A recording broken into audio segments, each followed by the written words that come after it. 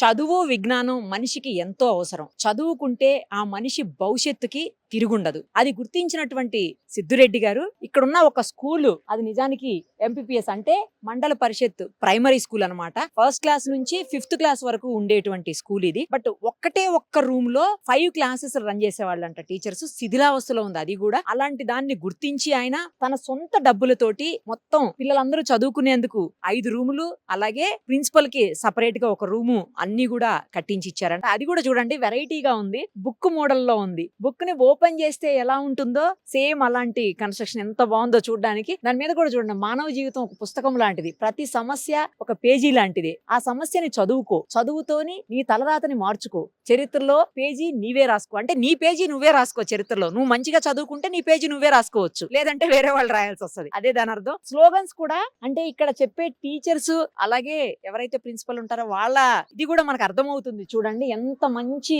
Quotations రాశారో. ఇవన్నీ కూడా చాలా చాలా బాగా అనిపిస్తుంది చూస్తుంటే. అలాగే సిద్ధిరెడ్డి గారు ఇది ఒకటే కాదు, ఇంకో స్కూల్ ను కూడా రినోవేట్ చేశారట. అలాగే చాలా మందికి ఆయన చేసినటువంటి హెల్ప్స్ ఉన్నాయి. అవి కూడా ఏంటో తెలుసుకుందాము. అలాగే ఇంత ముందు చూసాం కదా మజ్జిగ. రోజుకి 1200 లీటర్ల మజ్జిగని దాదాపు 7,000 నుంచి 8,000 మందికి ఉచితంగా అందిస్తా ఉన్నారు. 350 కేజీల కర్డ్ పెరుగుని మజ్జిగ కోసం యూజ్ చేస్తారని తెలుస్తుంది. ఒక్క రోజు, 2 రోజులు, 3 రోజులు కాదు, దాదాపు 2.5-3 నెలల పాటు సమ్మర్ అంతా కూడా వాళ్ళు అలా చేయటం అంటే అది కూడా ఒక యజ్ఞం లాగా డైలీ ఎక్కడ మిస్ అవ్వకుండా చేయటం అంటే అది మామూలు విషయం కాదు. ఆయన చేస్తున్నటువంటి స్వచ్ఛంద సేవా కార్యక్రమాల్లో ఇవన్నీ కూడా చెప్పాల్సినటువంటి అవసరం ఉంది మనం.